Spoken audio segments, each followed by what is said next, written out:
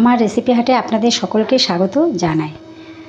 আজকে আমি আপনাদের এগ প্যাটিস করে দেখাবো। তার আগে আপনাদের আমি একটা কথা বলতে চাই, যারা আমাকে কমেন্ট করছেন, খুব সুন্দর সুন্দর করে কমেন্ট করছেন এবং যারা আমার রেসিপিগুলোকে করছেন, বলছেন খুব ভালো, তাদের অসংখ্য ধন্যবাদ জানাই।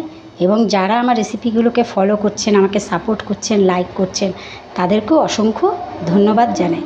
যারা আমাকে ফলো করছেন, সাপোর্ট করছেন, লাইক করছেন, তারা অবশ্যই প্লিজ আমার চ্যানেলটাকে লাইক করবেন, লাইক তো করছেনই, সাবস্ক্রাইবও করবেন এবং শেয়ার করবেন। আপনাদের সাপোর্ট অবশ্যই আমার দরকার, না হলে আমার এগিয়ে যাওয়া সম্ভব নয়। তাই প্লিজ আমার চ্যানেলটাকে লাইক এবং শেয়ার এবং সাবস্ক্রাইব করবেন। আজকে আমি আপনাদের এগ প্যাটিস করে দেখাবো। তার জন্য আমি এখানে 2 কাপ ময়দা নিচ্ছি।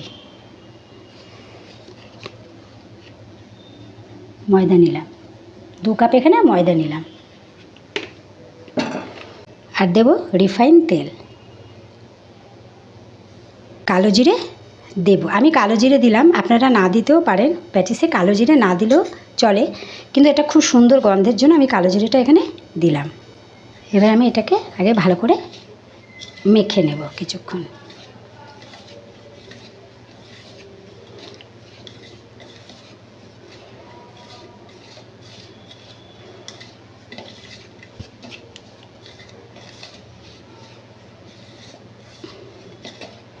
ভালো করে মাখা হয়ে গেছে, খুব নরমও হয়নি, খুব শক্তও হয়নি।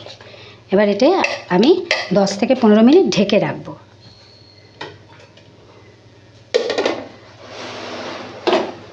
আমি একটা পুর বানাবো, তার জন্য আমি এখানে কী কী নিয়েছি সেটা দেখাচ্ছি। এখানে আমি 2টো কুচনো পেঁয়াজ নিয়েছি, আর নিয়েছি গ্রেট করা আলু। এটা খুব ভালো করে আমি ধুয়ে জল চেপে নিয়েছি। আর নিয়েছি এখানে আমি 3টে ডিম সিদ্ধ করে কুচিয়ে নিয়েছি। এবার আমি পুরটাকে তৈরি করব। দেখুন আমি কড়াই বসিয়ে দিয়েছি, এবার এর মধ্যে তেল দিয়ে দিচ্ছি পুরটা করার জন্য। তেলটা গরম হয়ে গেছে, এর মধ্যে আমি একটু জিরে ফোড়ন দিয়ে দিচ্ছি।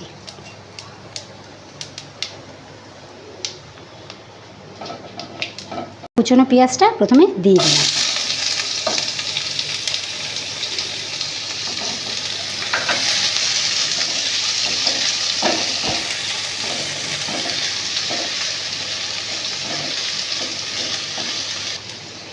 পেঁয়াজটা ভাজার সময় এখানে আমি অল্প করে নুন দিলাম, বেশি দিলাম না, কেন আলুটা যখন দেব তখন আবার একটু নুন দেব।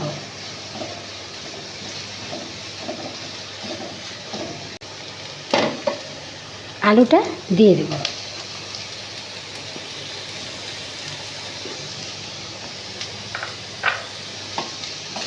দিয়ে একটু নেড়ে নেব।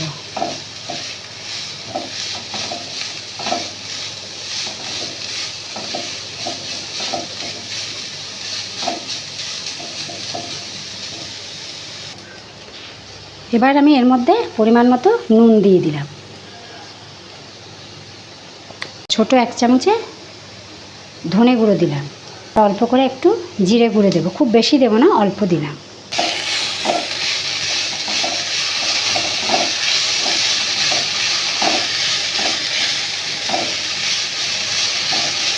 এবার আমি অল্প করে এর মধ্যে হলুদ দেবো, খুব অল্প, সামান্য, বেশি না।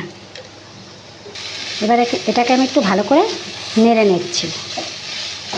1 চামচ আদা বাটা, রসুন বাটা দিয়ে ভালো করে নেড়ে চেড়ে নেব।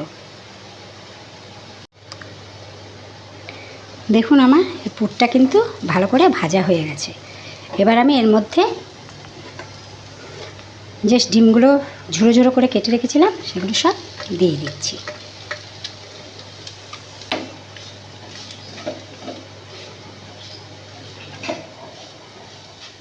এবার আমার পুরটা কিন্তু সম্পূর্ণ তৈরি হয়ে গেছে। এবার আমি ময়দাগুলো লাচি বার করে নেব। দেখুন আমার ময়দাটা 10 থেকে 15 মিনিট হয়ে গেছে। এবার এটাকে আমি লাচি করে নেব।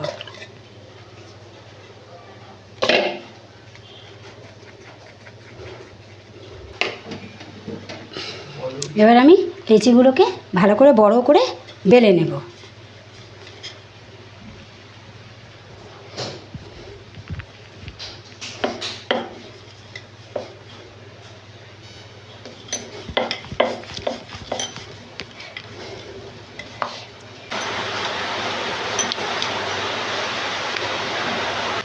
লিচিগুলো এইভাবে বড় বড় করে 6টা বেলে নিচ্ছি আমি। দেখুন আমার পুরটা তৈরি হয়ে গেছে। এবার আমি রান্নাগুলোকে দেখাচ্ছি কী করে কী করতে হবে। এবার আমি এখানে প্রথমে লাচি নিলাম।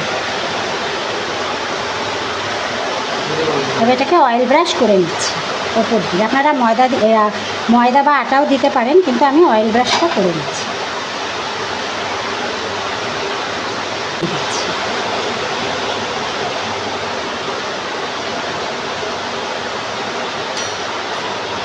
বড় করে এবার এটাকে সুন্দর করে চৌকো করে কেটে নেব।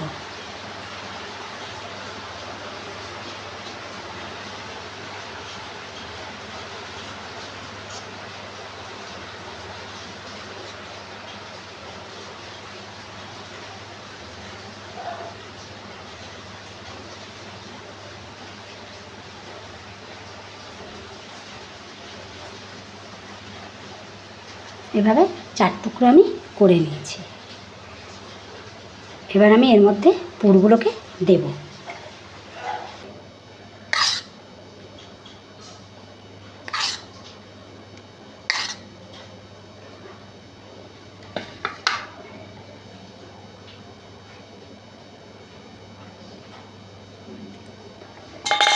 সাইডগুলো আমি একটু জল দিয়ে নিচ্ছি যাতে ভালো করে আটকে যায়।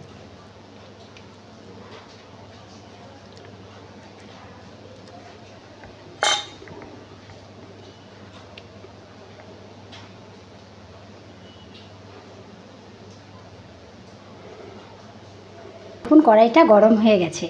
এবার আমি এগুলো একে একে আস্তে আস্তে করে ছেড়ে দেব। এটা কিন্তু খুব অল্প আঁচে ভাজতে হবে।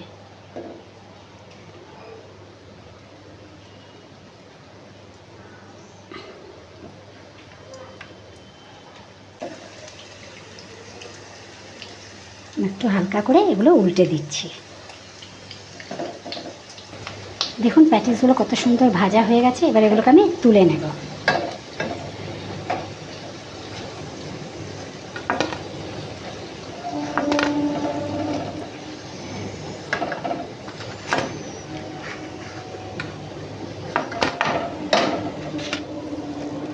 দেখুন আমার প্যাটিসগুলো কিন্তু খুব সুন্দর তৈরি হয়ে গেছে। দেখুন সুন্দর খাস্তা হয়েছে, খুব ভালো হয়েছে। এগুলো আপনারাও বাড়িতে এরকম ট্রাই করবেন আর কমেন্টে জানাবেন কেমন হলো। আমি আপনাদের কমেন্টের অপেক্ষায় থাকবো।